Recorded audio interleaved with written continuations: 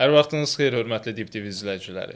Bu gün biz türklərin məğlubiyyət tarixindən danışacağıq. Qonağımız isə antropoloq, tarixçi Uğur Qismətlidir. Xoş gördük Uğur bəy. Xoş gördük. Daim istər Azərbaycanda, istər Türkiyədə millətçi ruhda bir tarixşünaslıq elmi formalaşıb. Əslində bu yaxşı bir şeydir, amma bunun neqativ tərəfləri də var. Neqativ tərəflərindən biri əsas odur ki, ümumiyyətlə bizə öyrədilən tariximizdə sanki tarixi məğlubiyyətlərimizin üstü biraz örtülür. Xüsusilə də bu Türkiyədə, qardaş Türkiyədə var. Hətta mən bir çox məşhur tarixçidən şəxsən eşitmişəm ki, biz Osmanlının məğlubiyyət tarixi ilə bağlı demək olar arxivlərdən heç nə tapa bilmirik. Dərsliklərdə də çox az şey tapırıq. Halbuki Osmanlının məğlub olduğu çox döyüş var. Eyni şəkildə də biz özümüzə bu tənqidi özümüzə də aid edirik və digər türk xalqlarına da aid edirik. Amma bu tənqidin əsas meyarı, əsas detalı ondan ibarətdir ki, təbii ki biz məğlubiyyət tariximizi də bilməliyik. Çünki məğlubiyyət tariximizi bilməsək, tarixdə harda səhvlərə yol verdiyimizi bilməyəcəyik. Nəticədə gələcəyimizə də işıq tuta bilməyəcəyik. Ona görə də biz istəyirik ki, bugün türklərin məğlubiyyət tarixini qısa bir şəkildə izləyicilərimiz üçün özətləyəsən, icmalını çıxardasan məğlubiyyət tarixini və türklərin əsasən harada xəta elədiyini diqqətə çatdırasan. Möhtəşəm, elə tarix elmi xronologiya elmidir. Yəni xronoloji ardıcılıqla getməliyik ki, üst-üstə yığa bilək qatlar bir-bir. Ümumiyyətlə sadəcə bir şey söyləyim. Kolonializm dövründən sonra bu şərq xalqlarının əksəriyyəti yenidən bir tarix yazdılar özlərinə böyük ölçüdə. Bunun ən böyük səbəbi əslində kolonialistlərin bizi aşağılaması idi. Bu tək bizdə olmadı. Məsələn, Bantu xalqları bilirsiniz, Afrikada. Cənubi Afrikaya sonradan gəliblər, 1000 il qabaq köç eləyiblər. Avropalılar bunun üzlərinə vurdu ki, sən gəlməsən. Bu çox bilirəm qulağa tanış gəlir. Bizim Azərbaycanlarımızın da başına gəlib bu tarix boyu, türklərin də başına gəlib. Ona görə yenidən bir tarix yazdılar və o tarix istər-istəməz qarşı tərəfə bir cavab idi deyə böyük ölçüdə subyektiv xarakter daşıdı, obyektivdən daha çox. Amma indi çox düzgün bir yerə vurğuladınız ki, türk tarixi hardan başlayır? İlk onun sərhədlərini çəkək. Ümumiyyətlə etnogenezis harda gedib? Yəni millətin yaranması. Düzdür, Urmiya teorisi var, digər diyalar var ki, türklər. Azərbaycan tarixində Lulubi teorisi bilir. Lulubi teorisi. Yəni Lulubilər türkdür, İskit saklar türkdür, Massagetlər türkdür, sən də türksən, Albanlar da türkdür. Qardaş, hamımız türkük, yəni okey. Amma dəqiq olaraq, məsələn, dünya tarixşünaslığının və antropologiya elminin ki, antropologiya elmini mən sosial elminin şəhzadəsi hesab edirəm.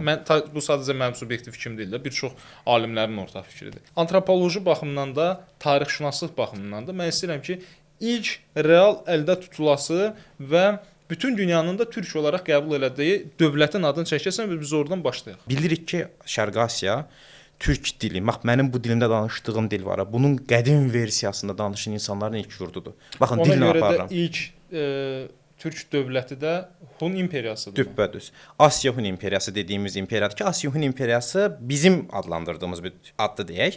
Bu əslində Xiongnu gedir. Xiongnu. Belə Xiongnu yazılır. X-I-O-G-N-U. Təbii ki, onlara düşmənlərinin, yəni Çinlərin qoyduğu addır. Hətta deyəsən mənası bəs Hun sözü hardan gəlir? Böyük ehtimalla elə Hun sözüdür o. Onu Çinlər deyə bilmiş, Xiongnu deyiblər. Böyük ehtimalla. Amma bəzi iddialara görə bu Çin dilində birbaşa döyüşçü kölə demək. Məmlük. Kölə mən görürsüz? Məmlük. Nə qədər bənzəyir. Və bəzi iddialara görə mən bunu birbaşa Monqol dostumdan eşitdim, Polşada olanda. Söylədi ki, Hun sözü bizim dilimizdə bu gün belə var. Hu, insan deməkdir. Hunların dağılma tarixi məhz Çinlilərlə bağlıdır. Xüsusilə Hunların tarixində bizə ən çox aşılanan məsələlərdən biri Metenin üsyanı idi. Teoman Tanhu atası bir Çinli qızı alır, Mete ilə ara müharibələri başlayır və Mete atasını öldürüb hakimiyyətə gəlir. Bəli. İndi burada mən çox kritik sual verəcəm sənə. Bu əslində bizim tariximizin də dönüş nöqtəsidir, həm də döyüş nöqtəsidir. Türk tarixindəki həmən çevriliş, yəni oğlun atanı devirməsi, gələcək türk sülalələrindəki qandaşların qarşı düşmənə çevrilməsinə mi səbəb oldu? Bu bir istiqamətdir. Yəni türklərin xanədan genetikasına ötürüldümü bu qanlı yaddaş, oğlun atanı devrilməsi, bir-birlərini öldürməsi. İkinci bir tərəfdən bu hadisənin özü və davamiyyəti Hun xanədanlığının gələcəyinə necə təsir elədi və xanədanlığın məğlubiyyətində bir çöküşündə bu məsələnin rolu olduğunu istəyirəm. Bu maraqlı mövzudur deyə biraz bundan deyəsən. Çox gözəl. Danışasan. Ümumiyyətlə bu ortaq insan xarakteridir. Atanın devrilməsi. Bunu Freud da deyib, digər psixoloqlar da deyib, ümumiyyətlə antropoloqlar da deyib. Ata bir növ oğlun şüuraltı rəqibi kimi görsənir. Bu gerçəkdir. Və zamanla bu, yəni üstün örtdüyümüz rəqabət təbii ki, bu qədər önəmli faktiki rəqabət yolunda, taxt yolunda belə qanlı formada bitə bilər və bildiyimiz budur deyirik. Baxın, ilk dəfə modu, əslində o mete deyil, modudur əsl adı. Biz ona səhv oxumuşuq mete deyə 19-cu əsrdə. Əslində o modun şənliyidir. Modun şənliyinin öz atası Teomanı öldürməsi, Tümən xanı öldürməsi bildiyimiz bir öldürmədir. Yəni ondan qabaq böyük ehtimal yenə olub, ondan sonra yenə olub. Amma bildiyimiz ilkdir. Bildiyimiz ilkdir. Amma bir dənə də sual. Bəli. Avropa və qədim Avropa xalqlarının tarixində neçə belə nümunə var eramızdan əvvəl ki, hakimiyyət çevrilişində oğul atanı öldürsün? Edipt kompleksinin özü yazılı Yunan tarixində belə Oedipus öldürüb. Yəni bu çox bəsit bir şeydir. O qədər ortalamadır ki, yəni çünki bilirsiniz nəyə görə dedim bu sözü? Hunlarla başladı və bitmədi. Məsələ odur. Və belə görünür ki, əslində sən yaxşı cavab verdin. Bu bir psixoloji faktdır. Psixoloji fakt və bitməyəcək. Hər insan topluma aid. Mustafa da atasını devirəcəkdi. Bəli. 100% devirəcək. Olar. İnanıram. Yəni orada olsa. Süleyman bildi niyə görə? Süleyman bildi. Ya bu qaçınılmaz deyə. Hunların ilk məğlubiyyəti və yaxud da ən məşhur məğlubiyyəti hansıdır? Hunlar ilk bunu söyləyir. Ən ağır məğlubiyyəti. Hunlar mükəmməl döyüşçülərdir. Və Hun dediyimiz tək türkləri əhatə eləmir. Hun bir konfederasiyadır. Köçərlər konfederasiyasında yaşayır. Çin bunun üstünə sanki şahmat oynayıb. Birinci etibarən Çin Hunları məhv elədi. Darmadağın elədi. Yəni Avropa Hunları niyə görə Avropadadır? Çinə görə. Çin vurdu. Çox pis vurdu. Yəni hətta onda belə bir xülya da var ki, Çinlilər səddi güya bizə görə bizdən qorxduqlar. Bəlkə də bizdən qorxduqları üçün səddi çəkdilər. Zaman qazanmaq üçün. Amma zaman qazanmaqdan savayı da bizi də orada məhv elədilər. Çin gördü ki, biz sözün əsl mənasında bunları yeyirik. Niyə? Çünki ortalama Hun əsgəri ortalama Çin əsgərindən də güclüdür. Sibirdə yetişir, gəlir, daha ətli, proteinli yeyir. Fiziki olaraq çox detal var. Birinci etibarən Hegin siyasəti yürütdü. Hegin nədir? Öz qızını vermək, nikah diplomatiyası bəlli bir şeydir. Zaman qazanırsan. Qohum əlaqəsi qurursan ki, Hunlarla zaman qazanırsan, bala hücum eləmə, vaxt qazan. Reformasiya eləyim orduna. Baxır görür ki, bizim atdığımız sürətidir. Atlı ordusu yığır. Amma görür ki, bunun atı yetmir. Nə edir? Özbəkistandakı Fərqanə vadisi eşitmisiniz. Ora hücum edir. Orada cənnət atları deyilən bir at cinsi var. Cənnət adı, Fərqanə atı yəni. O Fərqanə atlarını götürür, onları artırır sürətini. Artırdıqdan sonra onlar əsasında yığdığı 60 minlik yüngül ordusu ilə, bax, yüngül atısı ilə eynən Hun tərzi ordu yaradır. Və Hunlar döyüşə gələndə görür ki, ay, mən sürətli idim, məndən də sürətli. Mən ox atıram, bu da ox atır. Hələ 2 qat da çoxdur. Beləcə Hunları başlayır yavaş-yavaş geri oturtmağa. Birinci Ordos vilayətini tutur, beləcə Hunlar geri çəkir. Sonra nə edir?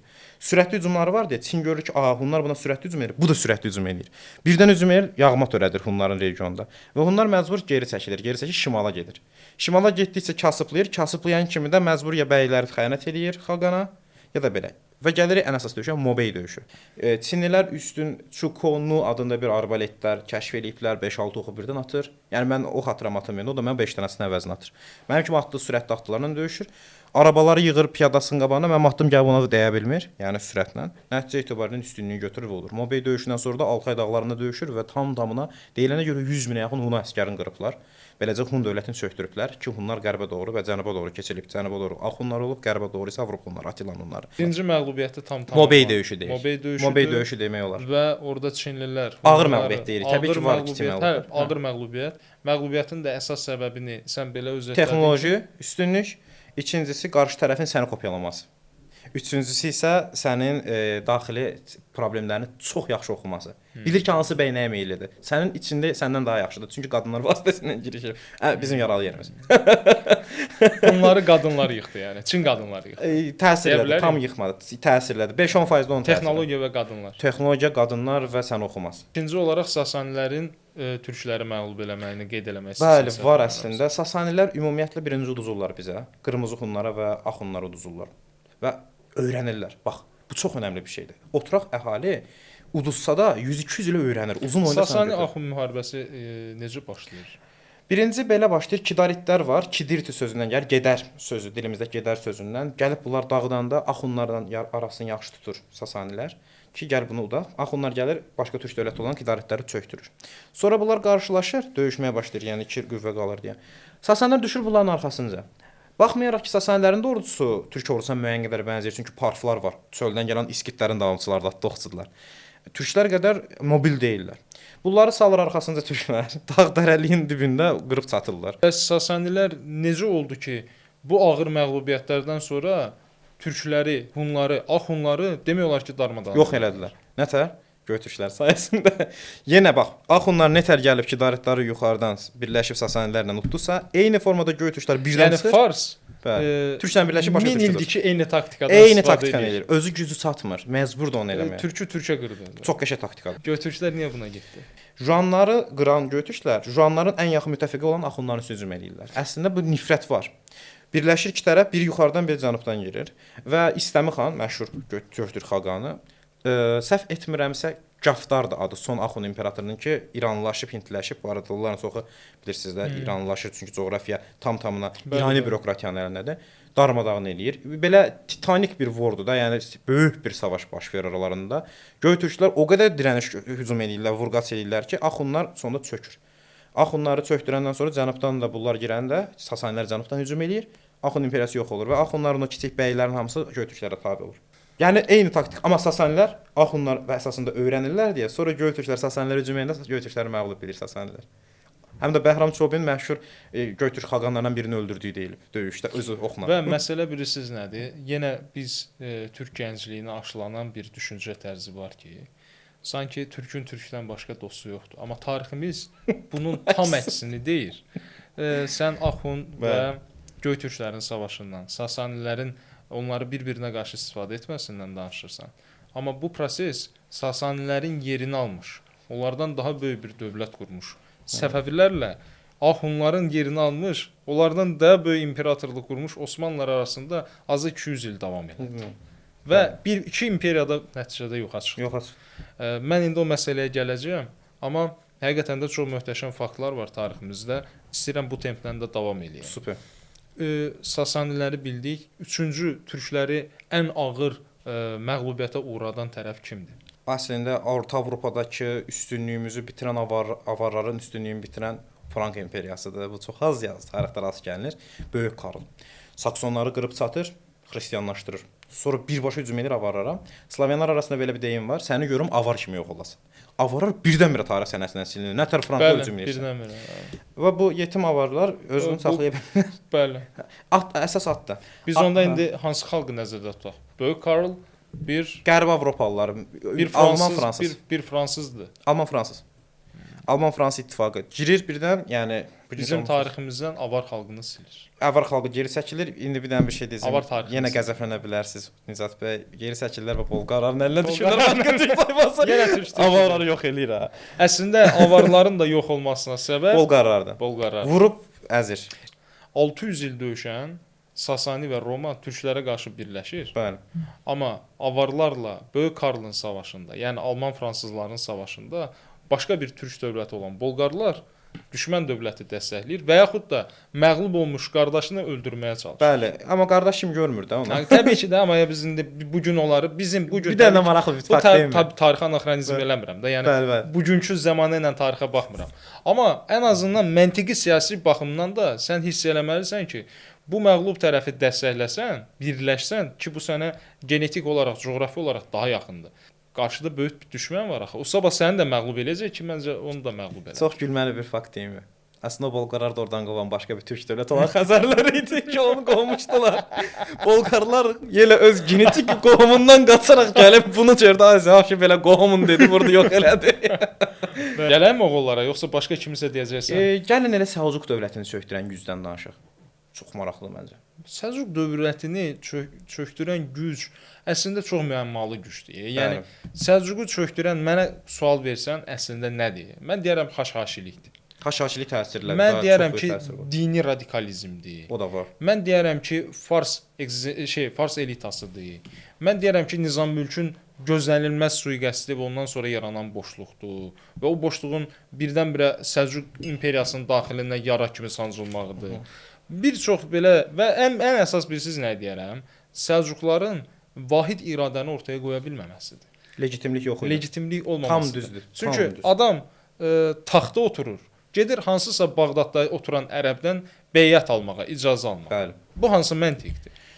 Amma siz deyin, yaxşı, Səlcuqları darmadağın eləyən döyüş, Səlcuqların da tarix səhnəsindən silən döyüş məncə Moğollardır yoxsa?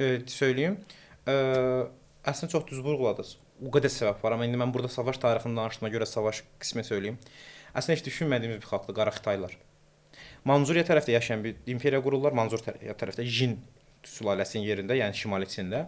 Bunlar Tunquzlara qarşı bir hörmətsizlikləri olur qadınlarına qarşı və nəticədə Tunquz üsyanı baş verir. Məcbur bunlar geri çəkilirlər.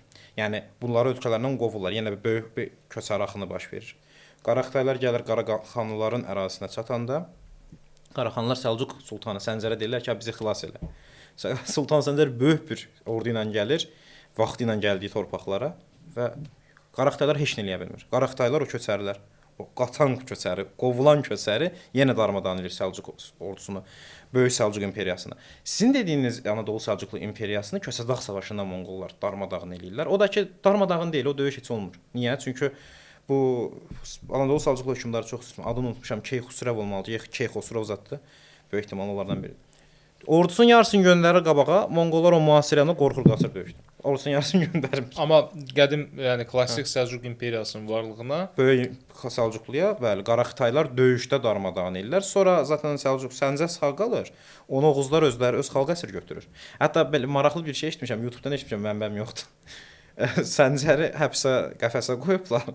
Hər Oğuz keçəndə baş əyirmiş, sonra keçirmiş o qəfəsdəki hökmdarına. Yəni bu çox gülməli bir şey. Yəni hökmdar da elə də. Amma xahiş edirəm oradan çıxma. Orada daha yaxşı hökmdarsan. Belə baxırmışdım. Gör çox belə pis. Məsələn, Xəzər imperiyasının məğlubiyyətindən gəlin danışaq. Slavyanlar yox elədi. Alek Kiyevi tutdu və Xəzər Amma imperiyasının hansı Xəzəri? Nəfəs kəsilmiş Xəzəri. O Xəzəri kim əzmişdi? Yenə qohumları Peçeneklər. Peçeneklərin kumanları nətər bir dəfə belə üzərindən belə keçirlər imperiyanın, nəfəsi kəsilir imperiyanın. Vururlar yuxarıdan, Slavyanlar məhv edir. Gəlin bir dənə dövlət adı çəkək, Ərəb xilafəti. Ərəblər Xəzərlərlə döyüşdülər. Amma ərəblərin maraqlı bir şəkildə Orta Asiyanın bəli, türkeşlərə qarşı müharibəsi var. Türkeşlər. Üçüncü müharibəsi isə Pakistanda, Əfqanistanda olub. Türkiyə şahlığına qarşı. Əslində biz deyirik Talkan Cürcan qətliamları ərəblər qırıb türkləri müsəlman elədi. Buna da cavab elə orada çıxır. Xeyr. Yəni orada qırdıqları şəhərlər halidir. Şəhərdə də türklər az yaşayır. Bu türklərdən çox Soğdlara qarşı, İran dillərə qarşı olmuş bir qırğındır böyük ölçüdə. Və bu qırğınlara qarşılıq olaraq da türklər yardıma gəlib əslində yerli xalqa. Hətta Kültigin var ha, məşhur bizim hökmdar qardaşı. Göytürk xaqanı Buminin kiçik qardaşı. Bumin üzr istəyirəm, Bilgənin kiçik qardaşı. Qapxan xanın qardaşı var. Bilgə xaqandır. Bilgə xaqan qardaşı Kültigin. Kültigini göndərirlər. O Kültigin gəlir, məşhur o ərəb generalı vardı, türklərə qarşı soyqırım törətmişdi. İsmini bilərsiniz. Bax onu məğlub eləyir Daşkənd şəhəri tərəflərdə. Birinci biz oluruq yenə, amma azdır qüvvəmiz. Bax burada say azlığı misal veririk. Ərəblərə qarşı üstünlüyü bizim qalibiyyətimiz çox olub. Ərəblərə qarşı, amma məğlubiyyətimizin səbəbi kimi ərəblərin bizi kopyalaması deyil. Sadəcə say azlığı çox azıq. 7000, 8000 əsgərlə 40000-ə qarşı döyüşmək məcburiyyətinə qalırıq. Onlar da birinci, ikinci vurub uduruq, üstünlüyü götürürük. Sonra bir dənə toplayıcım və yenə iç savaş. Məsələn, Suluq xanı qohumu öldürür. İstəyirəm ki, indi məncə yeridir Moğolların. Türklər bir Allahdan, bir də Monqoldan qorxar. İndi Çingiz xan, yəni dünya tarixində görülməmiş bir personajdır. Yəni mən onu ikinci bir şəxs qoya bilmərəm yanına. İskəndər belə, Napoleon belə ona sığmaz. Çingiz xan sözü mənası belə dənizlərin xanı, yəni belə bir növ okean səviyyəli lider, o böyük bir lider anlamı verir. Adamın 4 iti var. 4 savaş iti. İt qutsal canlıdır Monqolların inancında. Subutay, Cəbə, Cəlmə, bir də Mukali. 3 türkdür. O 4 savaş iti 4 səmti yedi. Hərəsi bir tərəfə aç ki, ekspedisiya ordusu. Nətər olur ki, Xarəzmşahları, İranı, Qafqazı, Qıpçaqları, Rusları məğlub eləyir. Ekspedisiya ordusu 20000 nəfər gəlir, düşürlər Cəllətin Xarəzmşahının arxasına. Hamını əzib keçirlər. Niyə görə türklər Allahdan sonra ən çox Moğollardan qorxur? Çünki türklərin canını oxuyublar bir növ. Baxın, ən güclü dövlətlər, tayfaların dulları, Nayman tayfasına, o tayfa, bu tayfa, Toğrul şah. Onlar aydındır. Onlar bildik. Xarəzmşahlar o dövrün aparıcı imperiyalarından biridir. Qorxunc bir imperiyadır, böyük bir ordusu var. Bir də görsən yoxdur. Hər tərəfdən girirlər. Xarəzmşahlar nıqqı batır ifadəsi var. İmperiyanın nıqqı batır. Yəni imperiya dirəniş göstərə bilmir. Sayı da çoxdur. Məhəmməd şah da, yəni Xarəzmşah, Məhəmməd Xarəzmşah da düzgün, yəni lider, Xarəzmşahların hökmdarı. Düzgün taktika yürütmür təbii ki, amma Monqollar o qədər tez bunu bitirir ki, elə belə də olmalıymış. Burada bir dənə dövlətin adını çəkdim. İkinci, Dəşti Qıpçaq çöllərinin hakimləri Qıpçaqlar. Qıpçaqlar darmadağın eləyirlər. Qıpçaqlar qaçır Macaristana, Rumuniyaya. Gəlin Azərbaycana hələ. Azərbaycana gəlirlər. Atabəyləri yox eləyirlər. Atabəylər qabağına durmur mən bilən. Yo, durub. Qaçıb əlincə qalasında ikislərlər. Döyüşə bilməyiblər, bəli. Ziya Bünyadova istinad eləyim. Hə. Atabəyləri məğlub eləyirlər və Atabəylərin sonuncu hökmdarı Bəli, Özbək xan. Özbək xanı Əlincə qalasında əsir götürürlər. O Moğolların komandanı həmin gün toy məclisi qurur və Özbək xanın xatununu özünə arvad eləyir. Ondan sonra Özbək xan səhv eləmirəmsə intihar eləyir. Ondan sonra öldürür özünü. Amma məncə bu bir rəvayət də ola bilər. Məncə bu Cəlaləddin Xarəzmşahla əlaqəlidir. Bu bir rəvayət də ola bilər. Amma bu Ziya Bünyadova istinad elədi. Monqollar gəlir Azərbaycana girəndə onsuz da qarşısında bir güc dura bilmir. Böyük ölçüdə yerli xalqı qırırlar. İran dilli xalqları yenə qırıblar böyük. Türklərdən daha çox. Çoxu türklər ağıllı taktika yeridirlər. Məsələn, məşhur İmadəddin Zənginin davamçıları Mosuldakılar döyüşmədən Monqollara tabe olurlar. Deyirlər heç döyüşməyək. Çox yaxşı, razıyıq sizlə. Bunlar Qafqazı qalxanda bütün Qafqaz koalisiya qurur onlara qarşı. Və Qıpçaqlardan yardım istəyirlər ki, Ləzgisi, o avara, onların atalarının hamısı. Gəlin saxlayaq Monqollar. Monqollar ilk dəfə çəkinir. Niyə? Çünki Çingiz xan özü belə Qıpçaqların nə qədər güclü olduğunu bilirdi. Çünki özü kimi döyüşür. Buna bənzəyir. Bayaq dediyim Çin məsələsi. Sənə bənzəyirsə təhlükəlidir. Və Monqollar nə edir? Qıpçaqla əgər Qafqazlı birləşibsə qabağına durmaq olmaz. Qıpçağa soyduqlarının böyük qismini verirlər ki, ayrıl. Sən götür get, biz bu Qafqazdan döyüşək. Gecə ilə Qıpçaqlar Qafqazlara xəyanət eləyir. Qıpçaqlar geri çəkilir. Bu məqamda hücum edib Qafqazı yeyəndən sonra qəsdən çox ağır yük vermişdi ki, sabota yollara, Qıpçaqlara. Ağır yerisinlər də gedəməsə və arxasından sürətlə yar Qıpçaqlar da yox edir. Bu insanüstü bir şeydir. İkinci döyüş həm möhtəşəm taktikadır, həm möhtəşəm enerjidir. İkinci taktika, ikinci Qıpçaq qrupunun nətər məğlub edir. Salır arxasınca. Qıpçaqlar düşür, amma Qıpçaqları tələyə salma imkansızdır. Axı Qıpçaq bundan da sürətlidir. Oyuncaq düzəltdirir çoxlu ordusuna, yer atdırır və geri çəkilir. Gəlib Qıpçaqlar görəndə ki, bu oyuncaqda elə bilirlər ki, arvad uşaqlı bir tayfadır, kösəri tayfadır. Zirehlərini çıxarıb geri çəkirlər. Bu vaxt Monqol geri dönür, Subutay onu yox edir. İstəyirəm biraz Fatehdən danışaq. Bəli. Biraz da Osmanlı-Rusiya müharibəsinə girsək çıxa bilmərik. Biraz da istəyirəm Qacarların məğlubiyyətindən deyək. Azərbaycan tarixində səhv eləmirəm, Azərbaycan türklərinin Avropalılara o qədər çox üz-üzə gəldiyi də məğlub olduğu da olmayıb. Çox olmayıb. Azərbaycanda əsas məğlubiyyət Qacarların ruslara məğlubiyyətidir. Amma əvvəlcə istəyərdim ki, Fatehin belini qıran Belqrad döyüşündən biraz məlumat verəsən. Hə. Və çünki ona görə ki, Fatehi də məğlub edilməz bir sərkərdə hesab edirlər. Amma Fateh məğlub olub, özə Uzun Həsən də onu məğlub eləyib. Düz ikinci döyüşdə qısasını döyüşdü. Deyəcəm, izah eləyim. Amma Fatehin niyə məğlub oldu, harda məğlub oldu və bu ağır məğlubiyyət idimi? Fatehin ordusu Rom ordusu ilə Türk ordusunun qarışımı olduğuna görə biz bu Teymur qədər, Çingiz xan qədər onun ordusunun möhtəşəm olduğunu deyə bilmirik təəssüf ki. Sadəcə artilleriya üstünlüyü var, adamın çox möhtəşəm inancı var, dirənişi var, yeniliyi var. Yəni elə bir belə deyim, modern, sistematik bir ordudur və ordu onun üçün ölər. Böyük bir şəxsiyyətdir. Mən buna bir söz deyəmərəm. Məsələn İlber Ortaylı deyir ki, Teymur Fatihin dövrünə gəlsə sopayı yeyib gedərdi. Qətiyyən yəni. Teymur sopa ilə Fatihin imperiyasını bitirərdi. Yəni yox eləyərdi. Fatihə yer üzündən silərdi. Çünki Fatihin döyüş vaxtında Teymur qədər manevr elədiyini görməmişik. Teymurun döyüşdüyü adam yeyənlər idi sözün əsl mənasında. Fatih necə oldu? Fatih çox zəfərlər qazanmış bir liderdir. 20-dən çox fəthi olub adamın. Əbülfəth ona görə, fətihlərin atası. Bu Belqrad mühasirəyə alanda anidən John Hunyadi Macar kralı hücum eləyir. Macar kralı hücum eləyir. Bu hazırlıqsız yaxalanır, amma qarşısına çox az qüvvə ilə çıxır 6000 nəfərə. Elə bir ordunun böyük qismi Belqradı mühasirəyə alır. John Hunyadi gəlir birdən gizlincə. Türkləri tələyə salır, hücum eləyir. Və Fatih orada özü də 24 yaşı var. Məndən yeni yaşdadır. Mənim 23-dür, onda 20-dir. Mən də çıxıb döyüşərdim məsələn. Kişi kimi əsgərlərin yanında döyüşəndə yaralanır. Yaralanma ilə geri çəkilir ordusu və eləcə məğlub olur. Və bir də Belqradı Süleyman alacaq. Motivasiyası da əsas odur ki, Əbülfəth Sultan babamın ala bilmədiyi, ala bilmədiyi torpağı mən aldım. Bu arada o dövrdə türkləri qanuna qəltan edən bir nəfər də var. Çox George Kastrioti. İskəndər bəy. Qardaş, bu qədər udmaq olmaz yəni oxumadım qızığım. Rəsmən onun döyüşlərini oxumurdum, qızıqlanırdım. Nə elirsə 2000-3000 leş adında birliyi var, adı leşdir. Fatih Sultan Mehmet sözünə əsl mənasında uda bilmədi onu. Udmadı, geri çəkildi. Yəni ordusunu qoyub özü getdi. Gördü ki, uzanır məsələ. Balaca Albaniya üçün dəyməz bu qədər vaxt xərcləməyə. Heç qalsa da düşünmürəm ki, möhtəşəm bir zəfər çala bilərdi. Adam yaşdan da öldü.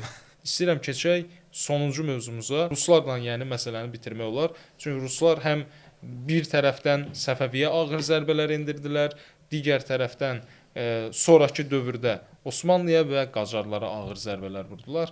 Amma bizim üçün ən yaralı yerdə bəlkə də Qacarların ruslara məğlubiyyəti oldu. O zaman elə qısa tutum sadəcə bunu deyim ki, Səfəvilər ümumiyyətlə 1700-cü illərin başlarında Omana belə uduzurdular. Yəni Oman Hörmüz boğazını mühasirəyə almışdı donanması ilə, heç nə eləyə bilmirdik.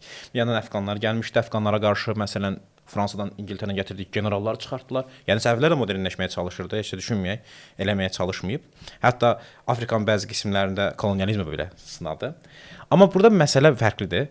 Qacarların ümumiyyətlə ruslara uduzması, ruslara qarşı 1804-də başladığı müharibədə ilk başda uğur qazanır. Uğur qazanmasına rəğmən davamını gətirə bilmir. Birincisi bəylər çox rol oynayır burada. Yəni yerli Azərbaycan xanları bəziləri xəyanət edir. Qarabağ xanı məsələn xəyanət edir Qacarlara. İkincisi İran ordusu tək texniki geri deyildi ki. Azərbaycan ordusu tək texniki geri deyildi. Həm də adamların orqanizasiyası sıfır idi.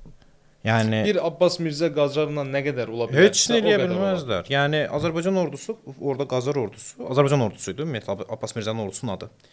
Bu ordu orqanizasiya yox, texnologiya yox, nə edəcək? Və durmadan Avropa elçiləri ilə texnoloji yeniliklərin əldə edilməsi ilə bağlı müzakirələr aparırdı. Pyotr Kotlyarovski Ukrayna əsilli rus general olmalıdır, səhv etmirəmsə. 1500 əsgərlə 30 minə yaxın Qacar ordusunu saxlayır. Budur. Aslan düzdə. Bu belə göstərir ki, nə gündədir. Hətta ingilis ruslar həqiqətən də ağır məğlubiyyətə uğradı. Çox pisudur. Yəni ikinci döyüşə heç adını çəkməyək. İkinci müharibədə Qacar heç nə eləyə bilmir.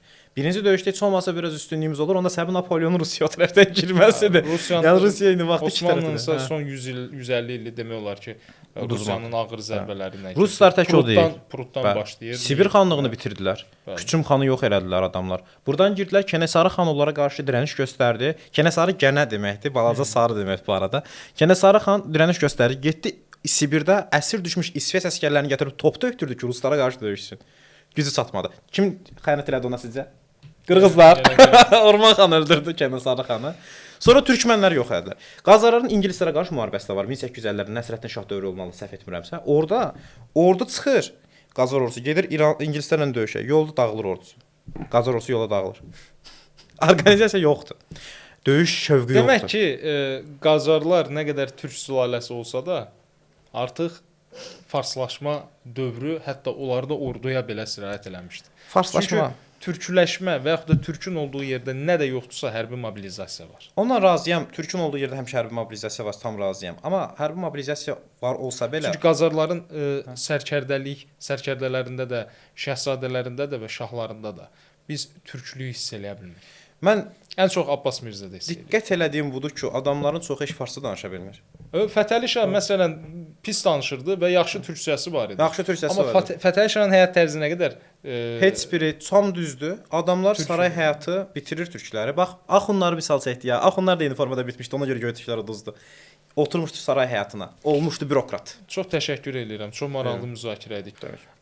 Və sonda da onu demək istəyirəm ki, həqiqətən bu verilişlə böyük bir stereotipi dağıtdıq ki, sən demə türkün tarixində heç də deyilən kimi deyilmiş. Bizim çox ağır məğlubiyyətlərimiz olub və ağır məğlubiyyətlərimizin ən ağır səbəbi bizim bir-birimizə qarşı xəyanətimiz olub. Bəli. Demək ki, gələcəkdə türkdən başqa həqiqətən dostunun olmaması üçün, yəni deyilənin reallaşdırılması üçün tarixdən ibrət almaq lazımdır. Tarixi xəyanətlərdən nəticə çıxarmaq lazımdır.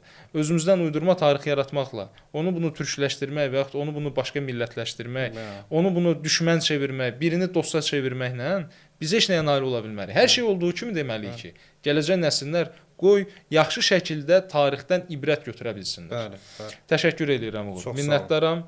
Xoş gəldin, xoş dedin və həqiqətən də mən çox məmnunam. Ümid edirəm izləyicilərimiz də məmnun qalacaqlar. Sağ olun. Təşəkkürlər.